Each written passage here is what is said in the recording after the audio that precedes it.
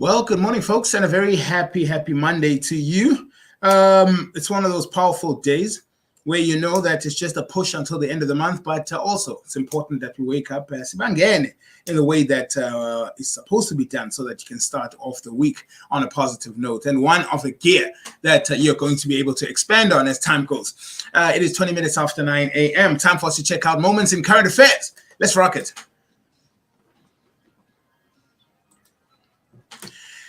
Former Miss Rwanda Jolie Mutesi has revealed how Facebook rapist Thabo Bester and Dr. Nandi Pamakudumana tried to lure her to Cape Town for a fake $3 million per annum presenting opportunity on a Netflix show.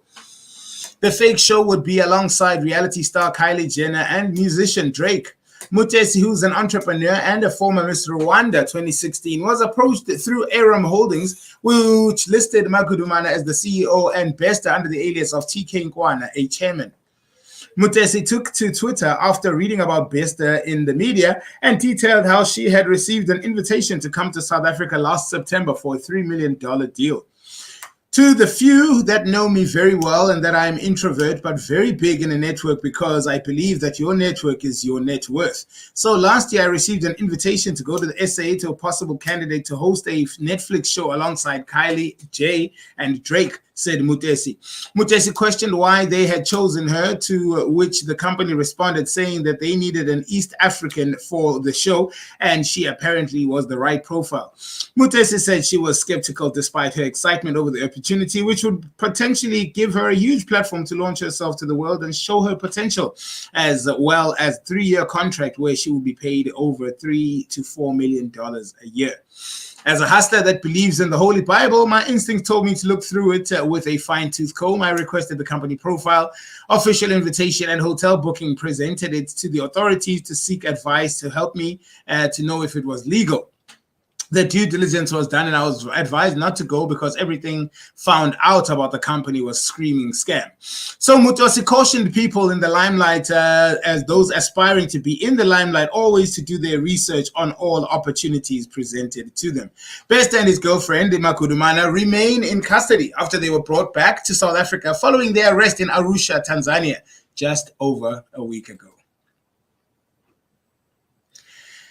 Now, the NPA declines to prosecute former Action SA leader Abel Dow for sexual misconduct accusations.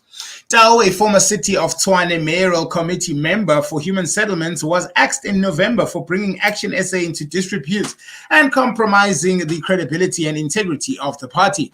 He was accused of making sexual advances towards the wife of a fellow party member and friend after a friend apparently fell asleep during a drinking session at his house. But the case against him was withdrawn on the 11th of April by the NPA, considering the evidence in the case docket in conjunction with his representation.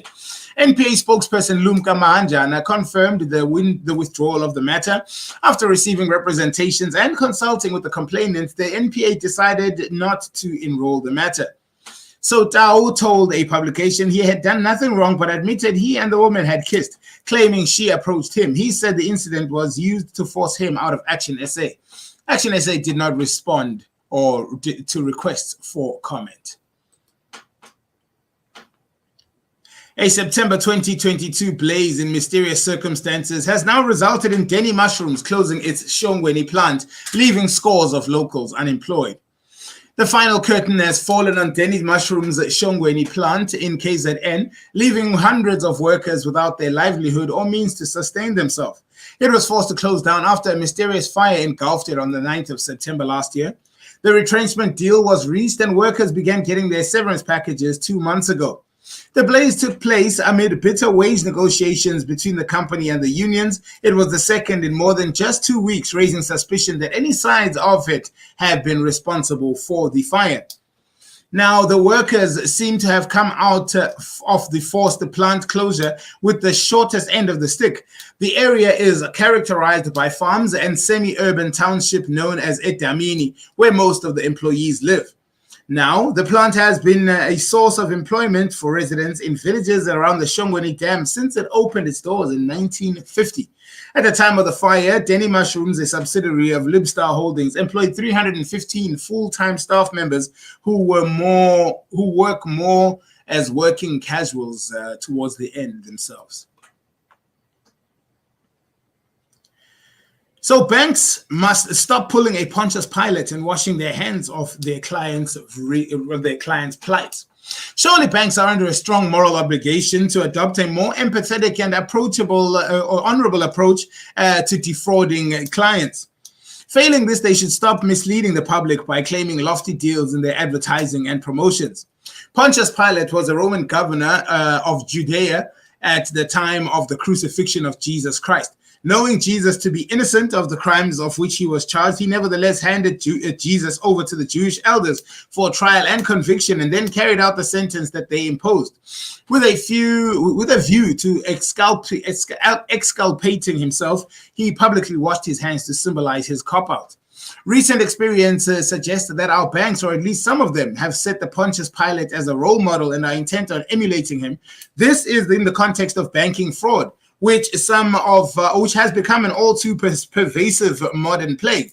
They simply wash their hands off their clients. Two examples to be cited. They are the reported Good Samaritan, an experienced attorney who will call them Sam for short. Sam, acting pro amico, has assisted two separate parties who have recently been unfortunate victims of banking fraud. Police spokesperson Colonel Malisela Litwaba said, according to information, that suspects accosted a security officer, tied him up with a rope, and robbed him of 2 cell phones. They then broke into a clinic and stole medicines, medical equipment, 2 tablets, and a laptop. Police requested anyone who may have information that can assist in the investigation to contact the branch commander at SAPS Mutlelane, Warrant Officer Matsuabane Malega on 08275 Alternatively, they can call the Crime Stop number on 08600 10 This as armed men storm a medical clinic and flee with medicines and medical equipment. Now, it emerges that a lot more is still being uncovered in the saga between Thabo Bester, Mnandi Pamakudumana, and all their co-conspirators, as well as the prison and G4S and the Department of Corrections and the Department of the South African Police Services in Mes Nyaganyaga. The community of Tembisa is still searching for answers around the death of Katlego Mpolo, whose body was used to fake the death of convicted rapist and murderer Thabo Bester. In May last year, the body of Mpolo was somehow smuggled into the Mangaung prison and into Bester's cell, where it was burnt beyond recognition in a planned fire. The fire was a distraction for Bester to escape from prison. This weekend, police confirmed that after matching DNA to his parents, the burnt body in Bester's cell was identified as that of the 31-year-old Tembisa resident, Mpolo. Katlego Mpolo Jr. was violently killed way before his body was smuggled into the Mangaung prison. Police Minister Bheki Cele gave more details about Mpolo's death at a press briefing earlier this month. It does look like a very blunt kind of instrument was used to hit that person. That is why the police at present moment are investigating a case of murder. At the time, Cele referred to Mpolo as the body since his identity was not known. But Thabo Bester's prison escape was not a victimless crime. Mpolo was not a subplot to this ever-unfolding story. He was a son to parents who have been praying for his safe return home for about a year now. He was the father of 2 children, a boy who just turned 3 years old and a girl who's turning 4 next month.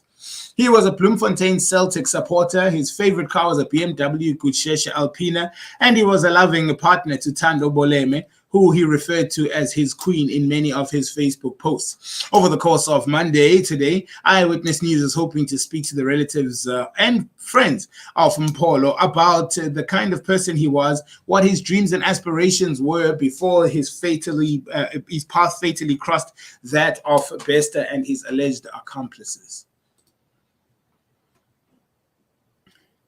A Reservoir Hills mechanic who was acquitted of murdering and robbing his friend Navendran Govender in March 2019, but convicted on 2 related charges, was sentenced to 8 years imprisonment at the Durban High Court this previous week. Ashan Vishnudat, who's 30 years old, was already in custody for 4 years whilst his trial was on, bar the 2 months when he was on the run after managing to break out of Westfield Prison in August 2019.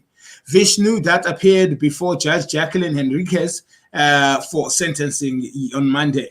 He was seated in a Nissan Almera parked in Stanton Street in Reservoir Hills with Governor, who's 30 years old, also a mechanic. Vishnu that apparently wanted to sell the car to Governor.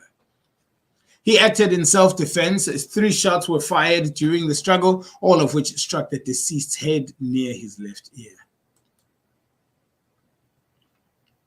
The UK Labour Party on Sunday suspended the first black woman to sit in the House of Commons over a letter she wrote about racism. In the letter published by The Observer, Diane Abbott suggests that Jews, Irish people, and travelers are undoubtedly victims of prejudice, but are not as subject to lifelong racism, unlike black people. The Labour Party totally condemns these comments, which are deeply offensive and wrong, said the Labour Party spokesperson, announcing the suspension of Diane Abbott while an investigation is carried out. In response to the backlash that followed the publication of her letter, Abbott had already apologized on Twitter. "I wish to fully and unreservedly withdraw my remarks and disassociate myself from them," she wrote. "I'd like to apologize for any anguish caused," she continued. "Racism takes many forms, and there is no doubt that Jewish people have suffered from its monstrous effects, as have the Irish, travelers, and many others." Once the hub of a short-lived and grandly named Sky International Airways, the Bulembu Airport near Qonce, despite a multi-million rand facelift in 2007, had become a place where airplanes did not land anymore. But after a 20 million rand donation from the United Arab Emirates, the Eastern Cape government upgraded the facility and installed a generator to prepare for the arrival of the president of the United Arab Emirates. The princely sum of 20 million rand was donated by the UAE to enable the Eastern Cape government to get Bulembu Airport near Qonce ready for the visit by the country's royal family and its president. This included a generator to provide power in case of rolling blackouts, private planes transporting the leader of the United Arab Emirates and ruler of Abu Dhabi, Sheikh Mohammed bin Zayed Al Nahyan, and his entourage arrived at Bisho Bulembu Airport this week for a visit to Sheikh's game reserve between Makhanda and Bedford. Eastern Cape Premier Oscar Mabuyane, his office, said that this was a private visit and not the invitation of the Premier. Kuselwa Ranji, the Eastern Cape government's head of communications, said the airport was, in line with the South Africa's protocol, temporarily designated as a port of entry to enable the passage of the UAE leader. Sheikh Mohammed bin Zayed Al Nahyan, president of the Emirates, all relevant resources have been put in place at the airport to ensure adherence to the laws of the country. Now, Bisho Bulembu Airport has been in existence for many years, and upgrades were done years ago by the government. The province is working hard to strengthen trade relations with the UAE in various areas, including education, agriculture, renewable energy, oil and gas, research and innovation, as well as partnerships in the aviation economy. In the mid-1990s, Dawood Ibrahim of India was under the investigation for mass mandrake smuggling as he moved around the African continent, including through South Africa. A government gazette showed Ibrahim, who's head of a notorious syndicate called the D Company, who was using various aliases, 14 different passports, and was associated with Al-Qaeda. Sources in the cop circles have, for years, suspected Ibrahim has had the protection of the state elements in South Africa in apartheid times and in the democracy, as well as the help of other countries. India's National Investigation Authority or agency currently lists him as the most wanted absconder.